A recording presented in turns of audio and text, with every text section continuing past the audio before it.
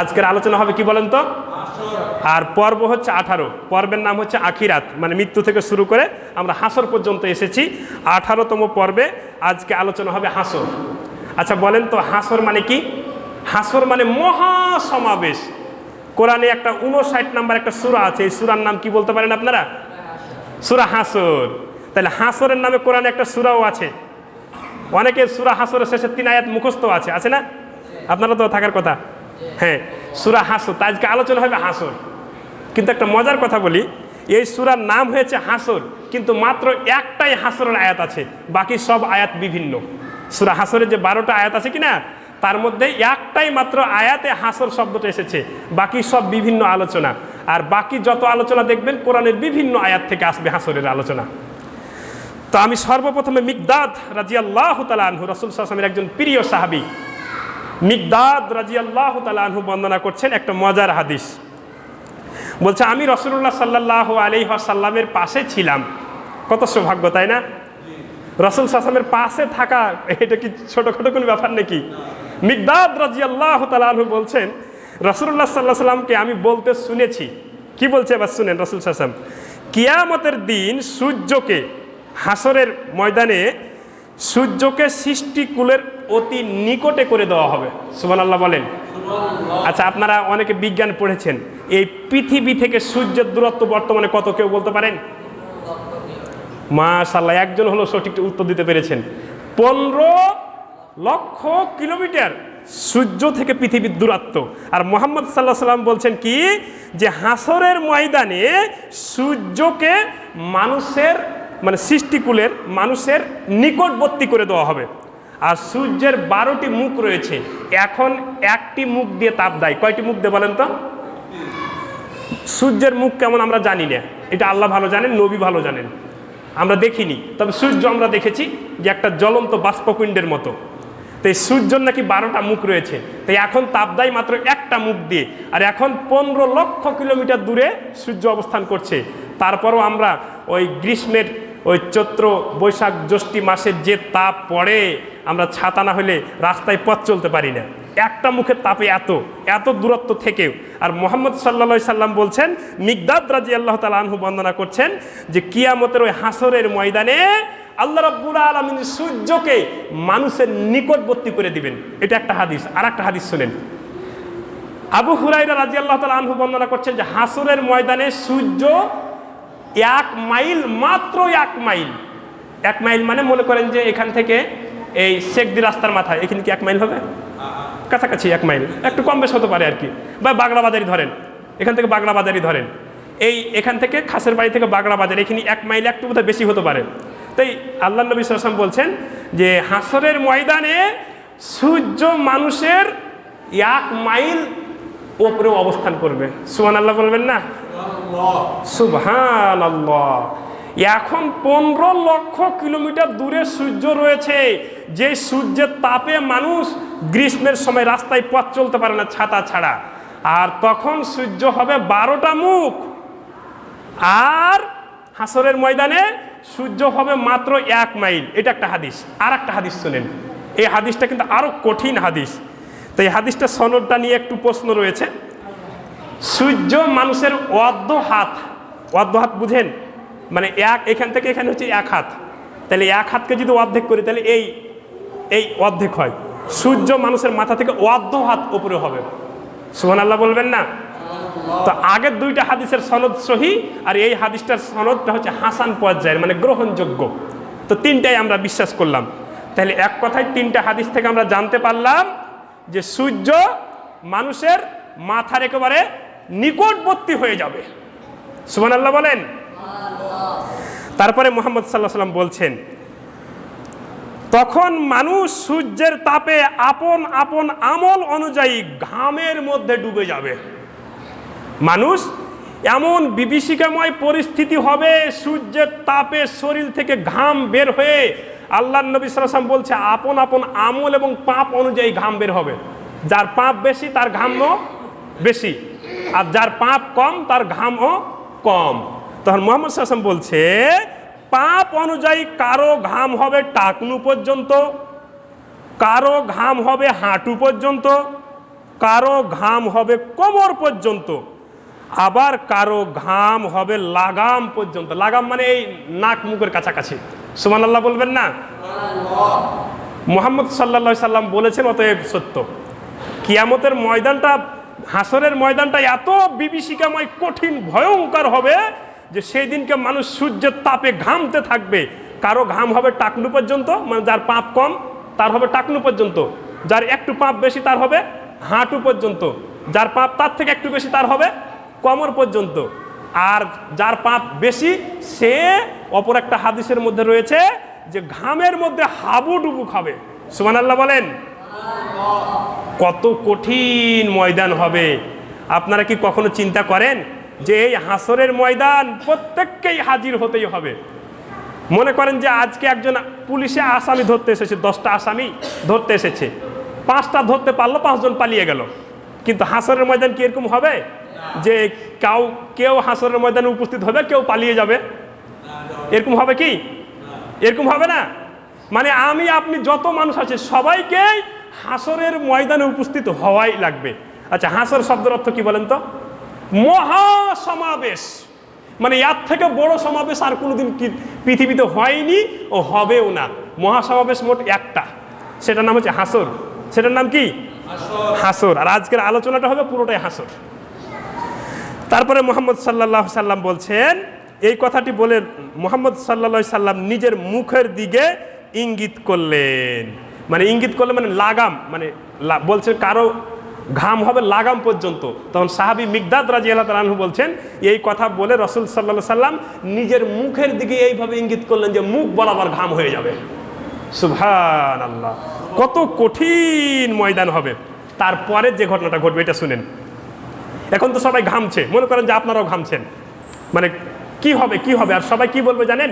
সবার মুখে একটাই শব্দ থাকবে, ইয়া নাফসি, ইয়া নাফসি। আমার আত্মার কি হবে, আমার কি হবে, আমি কি জান্নাতে যেতে পারবো কি পারবো না? সবাই একটাই কথা করবে। আর সবার দৃষ্টি থাকবে ঊর্ধ্বমুখী। দৃষ্টি থাকবে কোন দিকে? মানুষের দৃষ্টি থাকবে কোন দিকে?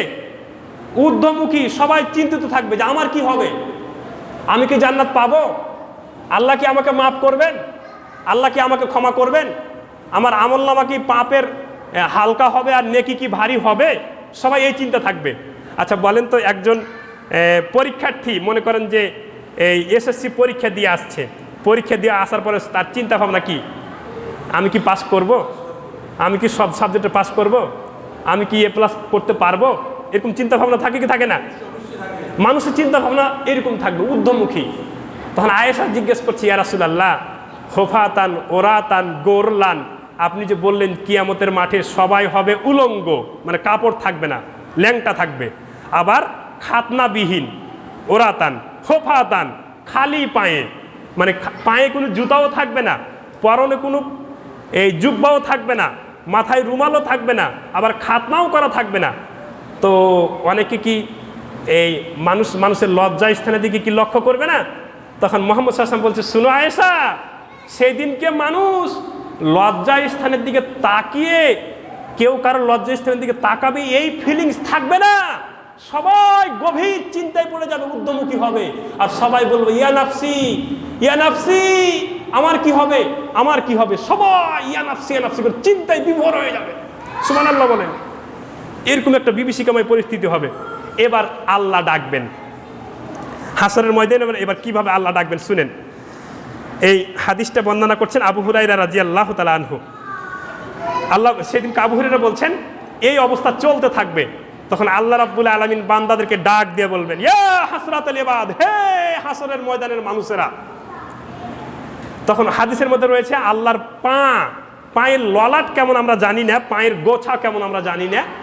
হাদিসের মধ্যে রয়েছে আল্লাহ তার পায়ের গোছা বের করে দিবেন, মানে পায়ের ললাট বের করে দিবেন, দে বলবেন, হে আমার বান্দারা, তোমরা কি আজকে কোনো হিসাব নিব না, তোমরা আমার পায়ে সেজদা দাও আর চলে যাও। সুবহানাল্লাহ বলেন। আচ্ছা বলেন তো, আল্লাহর পায়ে সেজদা দেওয়াটা কি খুব সহজ? মুহাম্মদ সাল্লাল্লাহু আলাইহি ওয়াসাল্লামকে জিজ্ঞেস করা হচ্ছে, সাহাবী জিজ্ঞেস করছে, ইয়া রাসূলুল্লাহ, তাহলে তো খুবই সহজ, আল্লাহর পায়ে, কুদরতি পায়ে একটা সেজদা করবো, জান্নাতে চলে যাব। তখন মুহাম্মদ সাল্লাল্লাহু আলাইহি ওয়াসাল্লাম কি বলছে শুনেন। বলছে শুনো, এই সেজদা তাদের জন্য করা সহজ যারা 5 ওয়াক্ত দিনে 5 বার আল্লাহকে সেজদা দিয়েছে, তাদের জন্য সেজদা করা সহজ। বুঝলেন না কথা? মানে যারা 5 ওয়াক্ত আল্লাহকে সেজদা দিয়েছে তারাই সেই দিনকে সেজদা দিতে পারবে। আর যারা শুধু শুক্রবারের দিন নামাজ পড়তে আসে, বাকি ফজরের সময় খবর নাই। আচ্ছা বলেন, আজকেও কমপক্ষে যদি দেখেন জুমার নামাজে দাঁড়ানোর সময় 4-5 কাতার লোক হবে বা 3 কাতার লোক হবে, হবে কি না? কিন্তু ফজরের সময় কি 3 কাতার লোক ছিল? কথাটা বুঝলেন না? এই বাচ্চারা, এই চুপ করে থাকো। মুহাম্মদ সাল্লাল্লাহু আলাইহি সাল্লাম বলছেন সেদিনকে আল্লাহ রাব্বুল আলামিন পায়ের গোছা বের করবেন, পায়ের গোছা বের করে বলবেন যে তোমাদেরকে আজকে তোমরা শুধু আমার পায়ের গোছায় কুদরতি পায়ে একটা সেজদা করে জান্নাতে চলে যাও। তো সবাই খুশি হয়ে সেজদা দিতে আসবে। তো মুহাম্মদ সাল্লাল্লাহু আলাইহি সাল্লাম বলছেন সেই দিনকে শুধু তারাই সেজদা দিতে পারবে যারা 5 ওয়াক্ত আল্লাহ রাব্বুল আলামিনকে দৈনিক 5 বার সেজদা দিয়েছে। সুবহানাল্লাহ বলেন। আর বাকিদের কি অবস্থা, এটা মজার কথা শুনেন। মুহাম্মদ সাল্লাল্লাহু আলাইহি সাল্লাম বলছেন যারা 5 ওয়াক্ত আল্লাহকে সেজদা করে নাই তারাও কিন্তু আল্লাহর এই সহজ ঘোষণা শুনে তারাও কিন্তু সেজদা দিতে যাবে। কিন্তু মজার কথা শুনেন, যারা 5 ওয়াক্ত নামাজ পড়েনি তাদের কোমর কিন্তু আর বাঁকা হবে না। কি হবে না? কোমর বাঁকা হবে না, তারা সেজদাও দিতে পারবে না। তখন মুহাম্মদ সাল্লাল্লাহু আলাইহি ওয়াসাল্লাম বলছে তারা আল্লাহর সামনে অপমানিত হয়ে বেজ্জত হয়ে উল্টে পড়ে যাবে।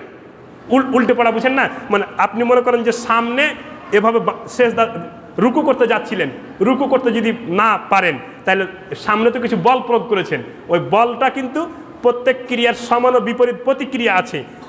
That is action, this is opposite reaction. মানে প্রত্যেক ক্রিয়ার সমান ও বিপরীত প্রতিক্রিয়া আছে।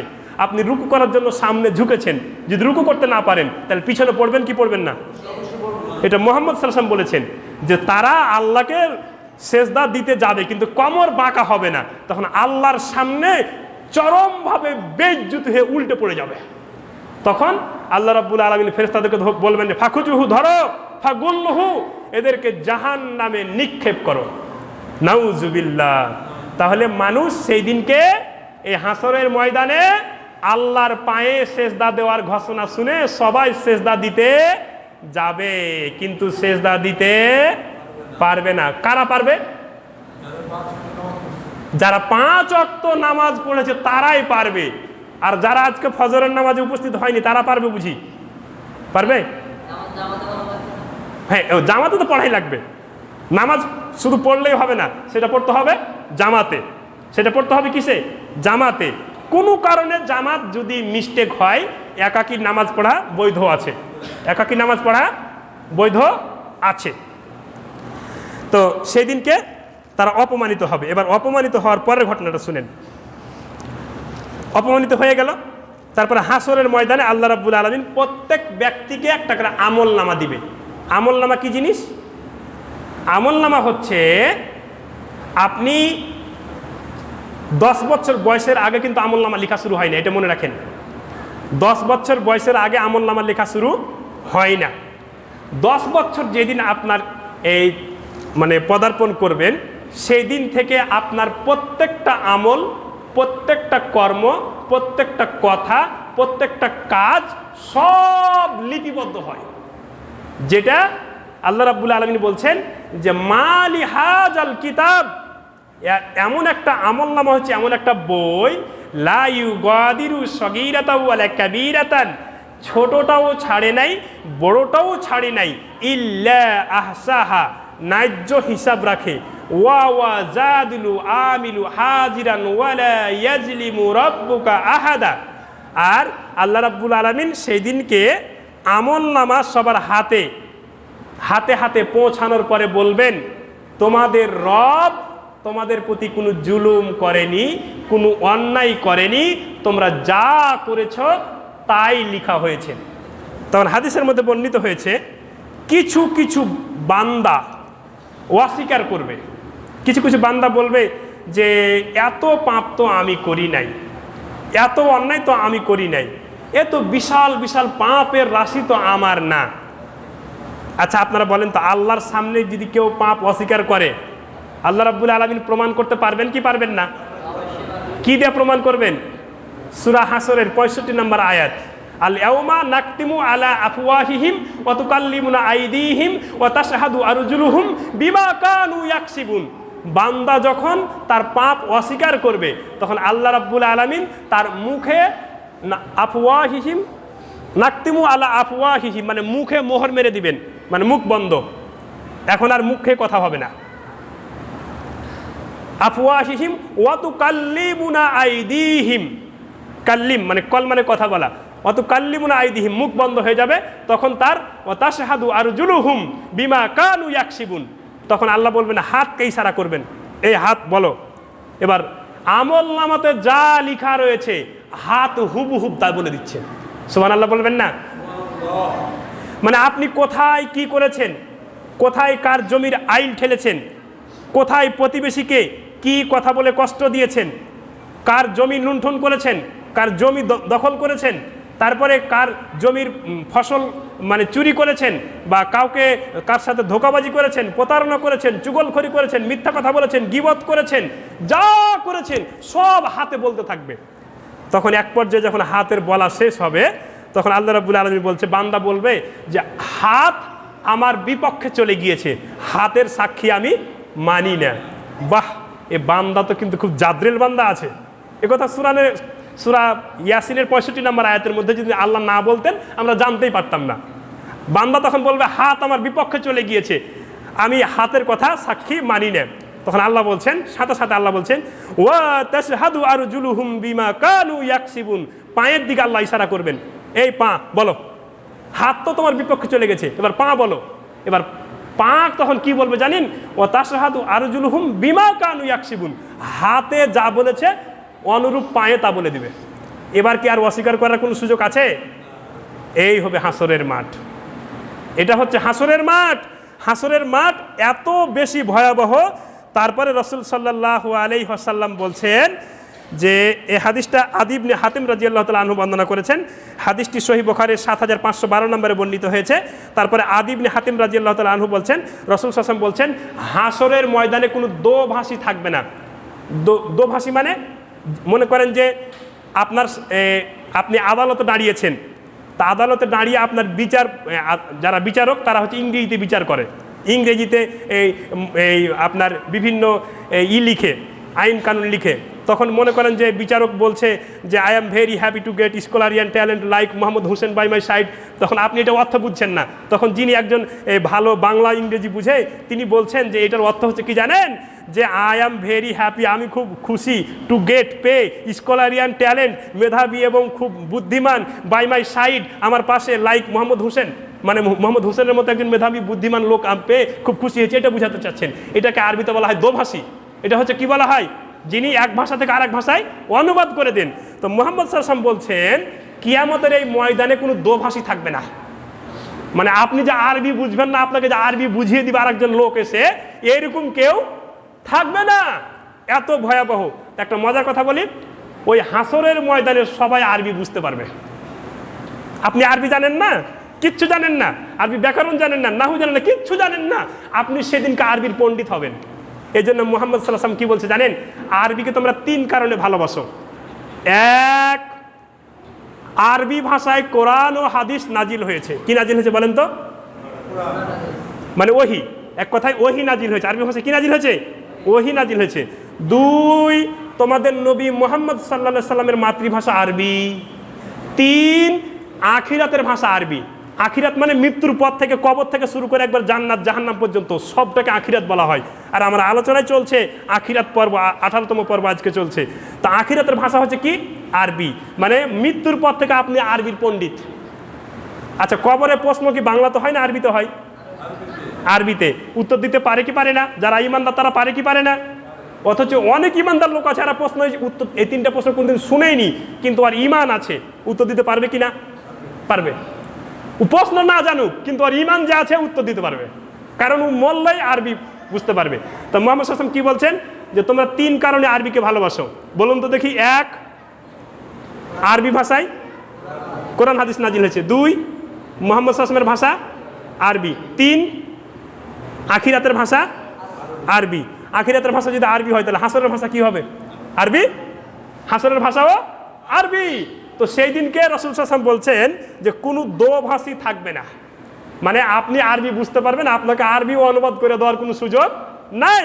তারপরে বলছেন তাকে আড়াল করার জন্য কোনো পর্দাও থাকবে না, মানে আপনাকে আল্লাহর সামনে দাঁড়াতে হবেই, এই বিশ্বাস রাখতেই হবে যে আমাকে আপনাকে আল্লাহর সামনে দাঁড়াতে হবেই।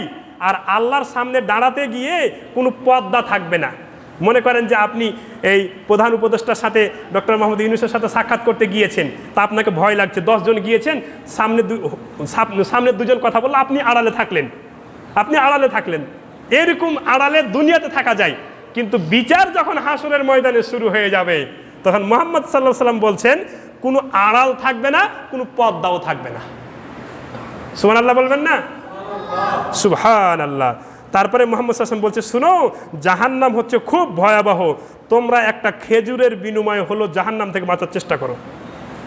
সুবহানাল্লাহ বলবেন না? আচ্ছা, খেজুরের কথা হাদিসে আসলে কেন জানেন? এই ওহী যখন নাজিল হচ্ছিল তখন সৌদি আরবের প্রধান খাদ্য ছিল কি বলেন তো? খেজুর। এই জন্য বেশিরভাগ হাদিসে দেখবেন খেজুরের কথা আছে, তো খেজুর ছিল ওই দেশের প্রধান খাদ্য। এবার তারপরে 6 নম্বর পয়েন্টে হাসরের ময়দানে মিজানের পাল্লা কায়েম করা হবে। আচ্ছা, মিজান মানে কি জানেন? দাড়ি পাল্লা। মিজান মানে দাড়ি পাল্লা। তো দুনিয়াতেও মিজান আছে, কিন্তু দুনিয়ার মিজানে কিন্তু অনেক কারচুপি হয়। এখন আপনারা দেখবেন এই আগে তো আপনারা দাড়ি পাল্লায় সূক্ষ্মভাবে মাপতেন, এখন কিন্তু কোথাও আর দাড়ি পাল্লা চলে না, ডিজিটাল স্কেলিং মিটার। তা আমি মাঝে মধ্যে বলে থাকি ডিজিটাল স্কেলিং মিটারে ডিজিটাল চুরি হয় কিভাবে? অনেক রকম সূত্র থাকে, ওগুলো যারা আমি শুনেছি, আমিও তো ব্যাখ্যা করতে পারবো না, যে এই ডিজিটাল স্কেলিং মিটারে ডিজিটাল চুরি হয়। আপনিকে অনেক কিছু দ্রব্যমূল্য ঠিকই নেওয়া হয়, কিন্তু মালে ওজনে কম দেওয়া হয়। এটাও কিন্তু কিয়ামতের ময়দানে সূক্ষ্মভাবে বিচার হবে। তো রাসূল সাল্লাল্লাহু আলাইহি ওয়াসাল্লাম বলছেন, আয়েশা সিদ্দিকা রাদিয়াল্লাহু তাআলা আনহু বর্ণনা করছেন যে একদা এক ব্যক্তি রাসূল সাল্লাল্লাহু আলাইহি ওয়াসাল্লামের সামনে এসে বসলো। রাসূল সাল্লাল্লাহু আলাইহি ওয়াসাল্লামকে বললেন আমার কতিপয় গোলাম আছে, গোলাম মানে কাজের মানুষ আছে, তো তারা আমার কাছে মিথ্যা কথা বলে। কে বলছে? একজন লোক আমাদের নবীর কাছে এসে বলছেন আমার কিছু গোলাম আছে, কাজের লোক আছে, যারা মিথ্যা কথা বলে, যারা কাজে ফাঁকি দেয়, আমার সম্পদের খিয়ানত করে এবং আমার আদেশ অমান্য করে, তা আমি তাদেরকে গালিমন্দ করি এবং মারধর করি। তো ইয়া রাসূলুল্লাহ, তো কিয়ামতের ময়দানে কি আমাকে আল্লাহ শাস্তি দিবেন? কথাটা আবার বলছি, হযরত আয়েশার সামনে ঘটনাটা ঘটছে। একজন লোক এসে রাসূল সাল্লাল্লাহু আলাইহি ওয়াসাল্লামকে বলছে, ইয়া রাসূলুল্লাহ, আমার কিছু কাজের লোক আছে, গোলাম। এখন আর গোলামের যুগ নাই, তখন গোলামের যুগ ছিল, দাস। তো আমার কিছু কাজের লোক আছে, যাদেরকে আমি কাজ করতে বললে ওরা ঠিকভাবে কাজ করে না, মিথ্যা কথা বলে, আমার সম্পদ মাল খিয়ানত করে, আমার আদেশ অমান্য করে, এর জন্য আমি তাদেরকে গালমন্দ করি ও মারধর করি। কার সামনে বলছেন? নবীর সামনে বলছেন। তো তারপরে জিজ্ঞেস করছি, হে আল্লাহর নবী, হাসরের ময়দানে কি আল্লাহ আমাকে শাস্তি দিবেন? সুবহানাল্লাহ বলছে হাসরের ময়দানে কি আল্লাহ আমাকে শাস্তি দিবেন? তো এবার মুহাম্মদ সাল্লাল্লাহু আলাইহি ওয়াসাল্লাম ওই ব্যক্তিকে বলছে, শুনেন, যে তারা যদি মাল খিয়ানত করে, তারা মিথ্যা কথা বলে এবং তোমার আদেশ অমান্য করে, আর তুমি যদি এর সমপরিমাণ তাদেরকে মারধর করে থাকো, সমপরিমাণ গালিগালাজ করে থাকো, তাহলে আল্লাহ তোমাকে শাস্তি দেবেন না। আর ওরা যে অন্যায় করেছেন এর থেকে তুমি যদি বেশি গালমন্দ করে থাকো, এর থেকে যদি বেশি মারধর করে থাকো, তাহলে হাসরের ময়দানে আল্লাহ এটাও তোমাকে শাস্তি দিবেন। সুবহানাল্লাহ বলেন। এই হাদিসটি বর্ণনা করেছেন হযরত আয়েশা সিদ্দিকা রাদিয়াল্লাহু তাআলা আনহু। হাদিসটি সহিহুল বুখারীর 5561 নম্বরে বর্ণিত হয়েছে। এবার মিজানের পাল্লায় রাসূলুল্লাহ সাল্লাল্লাহু আলাইহি ওয়াসাল্লামকে এবার আব্দুল ইবনে মাসউদ রাদিয়াল্লাহু তাআলা আনহু জিজ্ঞেস করছেন, হে আল্লাহর রাসূল, আল্লাহ রাব্বুল আলামিন যে হাসরের ময়দানে মিজানের পাল্লা কায়েম করবেন, দাঁড়ি পাল্লা কায়েম করবেন, তো এই দাঁড়ি পাল্লায় সবচাইতে ভারী হবে কি? আচ্ছা, আপনারা বলতে পারেন দাঁড়ি পাল্লায় সব থেকে ভারী হবে কি? হ্যাঁ, আমল, আমলের মধ্যে কোন একটা শব্দ আছে, লা ইলাহা ইল্লাল্লাহ, এই শব্দটা মিজানের পাল্লায় সবচেয়ে ভারী হবে। আর অপর একটা হাদিসের মধ্যে রয়েছে আলহামদুলিল্লাহ, আলহামদুলিল্লাহ, এটা মিজানের পাল্লা ভারী হবে, কিন্তু এটা সবচেয়ে ভারী হবে না। ভারী, এটা হাদিসে আছে যে আলহামদুলিল্লাহ মিজানের পাল্লায় ভারী হবে, অনেক ভারী হবে, কিন্তু সবচেয়ে ভারী না। তারপর অপর একটা হাদিসে রয়েছে যে সুবহানাল্লাহি ওয়া বিহামদিহি সুবহানাল্লাহিল আযীম, এটাও ভারী হবে। তো তিনটাই হাদিস সহিহ, তিনটাই হাদিস সহিহ, কিন্তু তিনটা হাদিসের মান তিন দিকে ভিন্ন। তো আব্দুল্লাহ ইবনে আমর রাদিয়াল্লাহু তাআলা আনহু বলছেন, আমি রাসূল সাল্লাল্লাহু আলাইহি সাল্লামকে জিজ্ঞেস করলাম যে হে আল্লাহর নবী, হাসরের ওই কিয়ামতের ওই বিভীষিকাময় পরিস্থিতিতে আমল নামাই মানে মিজানের পাল্লায়, দাঁড়ি পাল্লায় সবচেয়ে ভারী হবে কি? তখন মুহাম্মদ সাল্লাল্লাহু আলাইহি সাল্লাম বললেন যে লা ইলাহা ইল্লাল্লাহ, এই পর্যন্ত বললেন। তাহলে লা ইলাহা ইল্লাল্লাহ হচ্ছে কি? আল্লাহ ছাড়া ইবাদতের উপযুক্ত সত্য কোনো মাবুদ নাই। আল্লাহ ছাড়া লা মাবুদা বিহাক্কিন ইল্লাল্লাহ, আল্লাহ ছাড়া ইবাদতের উপযুক্ত সত্য কোনো মাবুদ নাই। এটা হচ্ছে সবচেয়ে ভারী হবে। তারপরে রাসূল করিম সাল্লাল্লাহু আলাইহি ওয়াসাল্লাম বললেন যে সেই দিনকের মানে আমলনামা পরিমাপ করতে গিয়ে যার আমলনামাটা হালকা হয়ে যাবে, মানে পাপ ভারী হয়ে যাবে আর নেকি কমে যাবে, ওই ব্যক্তিকে আমলনামাটা ঘাটটাকে রাসূল সাল্লাল্লাহু আলাইহি ওয়াসাল্লাম বলছেন তার এই ঘাটটাকে ঘুরিয়ে দিয়ে, পিছন দিকে ঘুরিয়ে দিয়ে বাম হাতে আমলনামা দেওয়া হবে। মানে ঘাড়কে মটকে দেওয়ার মতো করে আর কি, ঘাটটাকে ঘুরিয়ে দিয়ে পিছন দিকে তার আমলনামাটা বাম হাতে দেওয়া হবে। আর যেই ব্যক্তির নেকির পাল্লা ভারী হবে, কি ভারী হবে বলেন তো? নেকির পাল্লা ভারী হয়ে যাবে। বলেন যে হে আল্লাহ আমাদের নেকির পাল্লা ভারী করে দিও, বলেন আমিন। আমরা এটা সবাই দোয়া করি, এটা আমার সারা জীবনের কামনা। আল্লাহ দুনিয়াতে যাই করেছে, আল্লাহ যখন আমলনামা পরিমাপ করা হবে, আল্লাহ তুমি সেই সময়ে যদি নেকির পাল্লাটা ভারী করে দাও, তাহলে এর থেকে আর কোনো সৌভাগ্যবান ব্যক্তি নাই। ফামান জুহজিহা আনিন নার ওয়া উদখিলাল জান্নাতা ফাকাদ ফাজ। আল্লাহ রাব্বুল আলামিন সূরা আলে ইমরান 125 নম্বর আয়াতের মধ্যে বলছেন, ওই ব্যক্তি বড় সৌভাগ্যবান, আল্লাহ রাব্বুল আলামিন যার নেকির পাল্লা ভারী করে দিলেন। আল্লাহ রাব্বুল আলামিন যেন আমাদের নেকির পাল্লা ভারী করে দেন, বলেন আমিন। তো নেকির পাল্লা যার ভারী হবে সে হচ্ছে সবচেয়ে সৌভাগ্যবান। অপর একটা হাদিসের মধ্যে বলা হয়েছে সে সফল কাম। সফল কাম আর সৌভাগ্যবান একই জিনিস। এবার শুনেন, মনে করেন যে আপনার অনেক টাকা পয়সা মানুষ মেরে খেয়েছে, ধার দেওয়া ছিল, টাকা তুলতে পারেননি, এখন কি হবে? এই টাকাগুলো কি হবে? মনে করেন যে এই আপনি আমাকে কিছু টাকা ধার দিয়েছিলেন, আমি পরিশোধ করতে পারিনি, তখন আমার নেকি থেকে আপনাকে নেকি দিয়ে দেওয়া হবে। মনে করেন যে আমার নেকি দিতে দিতে আমি অনেক মানুষের ধার কর্জ খেয়েছি, আমার এই নেকি সবাইকে দিতে দিতে আমার নেকি শেষ। এখন কি করা হবে বলেন তো দেখি? এখন আপনার যে পাপ আছে না বেশি, আপনার তো মানে মনে করেন যে নেকির পাল্লা হালকা হয়ে গেছে আর পাপের পাল্লা ভারী হয়ে গেছে। এখন আপনি যে আমার কাছে কিছু পাবেন, আমি যে আপনার কিছু মেরে খেয়েছি, তখন কি করবে জানেন? আপনার কিছু পাপ আমার ঘাড়ে চাপিয়ে দেওয়া হবে। তার মানে এবার আপনার কিন্তু নেকির পাল্লা ভারী হয়ে গেছে। কথাটা বুঝলেন না বোধহয়? মনে করেন যে এই দিক হচ্ছে আপনার পাপের পাল্লা, এই দিক হচ্ছে পাপের পাল্লা, আর এই দিক হচ্ছে নেকির পাল্লা। নেকির পাল্লাটা হচ্ছে হালকা আর পাপের পাল্লাটা ভারী ছিল। এবার এখান থেকে কিছু পাপ যদি অন্য একজন মানুষের ঘাড়ে দিয়ে দেয়, তাহলে এটা এখন হয়ে যাবে না? এটা এখন ভারী হয়ে যাবে না? তার মানে যে আপনার পাপ কিছু কমে গেল, তার মানে আপনার এই নেকির পাল্লা ভারী হয়ে গেল। কত সুন্দর সিস্টেম আল্লাহ রাব্বুল আলামিন আমাদের জন্য রেখেছেন। এই তো হচ্ছে হাসরের ময়দান সম্পর্কে সংক্ষিপ্ত কিছু আলোচনা ইনশাল্লাহ করলাম। পরবর্তীতে আপনাদের সম্পর্কে সামনে এই হাসরের ময়দানের পরে জান্নাত নিয়ে কিছু আলোচনা শুরু হবে। 19তম পর্বে জান্নাত নিয়ে আলোচনা শুরু হবে। আল্লাহ রাব্বুল আলামিন আমাদেরকে বুঝার তৌফিক দান করেন, আমল করার তৌফিক দান করে, বলেন আমিন।